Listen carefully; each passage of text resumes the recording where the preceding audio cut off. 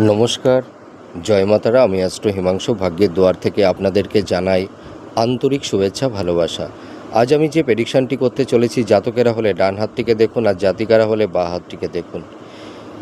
যদি কোনো জাতক জাতিকাদের হাতের ভাগ্যরেখা পুরো সোজা একদম শনির ক্ষেত্রের দিকে চলে যায়, এই ভাগ্যরেখাটি হাতের মণিবন্ধ থেকে উৎপন্ন হতে পারে, আয়ুরেখা থেকে উৎপন্ন হতে পারে, বা এই চন্দ্রের স্থান থেকেও উঠে এই শনির ক্ষেত্র পর্যন্ত পৌঁছে যেতে পারে। তা আপনারা তিনটি পোর্শনটাই দেখবেন। হ্যাঁ, হাতের মণিবন্ধ থেকেও দেখতে পারেন, বা ভাগ্যরেখা থেকে দেখতে পারেন, বা চন্দ্রের ক্ষেত্র থেকে দেখতে পারেন, একই শুভ ফল প্রদান করবে। তা এই ভাগ্যরেখাটি যদি শনির ক্ষেত্র পর্যন্ত পৌঁছে যায়, তার সঙ্গে যদি এখান থেকে ভাগ্যরেখাটি একটা ভাগ্যরেখার যদি কোনো একটা শাখা রেখা রবির ক্ষেত্রের দিকে যদি চলে যায়, এটাও ভীষণ শুভ যোগ।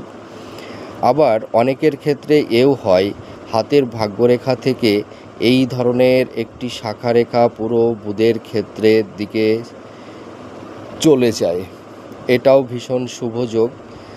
আর আপনারা আর একটা জিনিস লক্ষ্য করবেন, বুধের ক্ষেত্রে যদি এই ধরনের ছোট ছোট রেখা থেকে থাকে, ছোট ছোট, আর তার পাশাপাশি হয়তো অনেকের পতাকা চিহ্নও তৈরি হয়, অনেকের আবার ত্রিভুজ চিহ্নও তৈরি হয়। তা এই তিনটি চিহ্নের মধ্যে যে কোনো একটা চিহ্ন আপনারা মিলাবেন।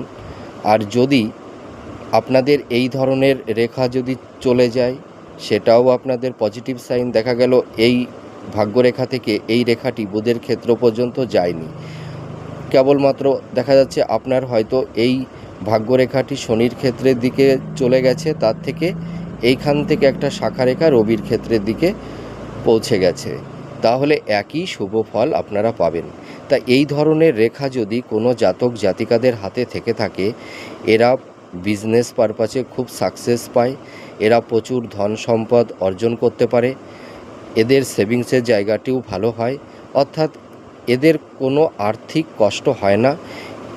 এই সব জাতক জাতিকারা সচ্ছলতা নিয়েই জীবনযাপন করতে পারে। এরা কিছু প্রপার্টির মালিকও হতে পারে। আপনারা মিলিয়ে দেখুন এই প্রেডিকশানটি কতটা ম্যাচ করছে। নমস্কার, জয় মাতারা।